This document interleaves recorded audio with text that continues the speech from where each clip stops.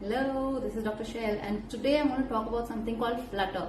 Have you heard or do you know what a flutter means? So this is typically an exercise you do when you're trying to locate calcified canals. So I have made a short video here about how to identify or how to go about checking for flutter, and this is typically when you're doing calcified canals. So I'm putting up a pre-op radiograph. I'm going to show you a clinical case where I'm going to demonstrate how to go about doing the flutter. So let's go ahead and do that. So this is a pre-operative shot of the chamber. Look at it, it's calcified.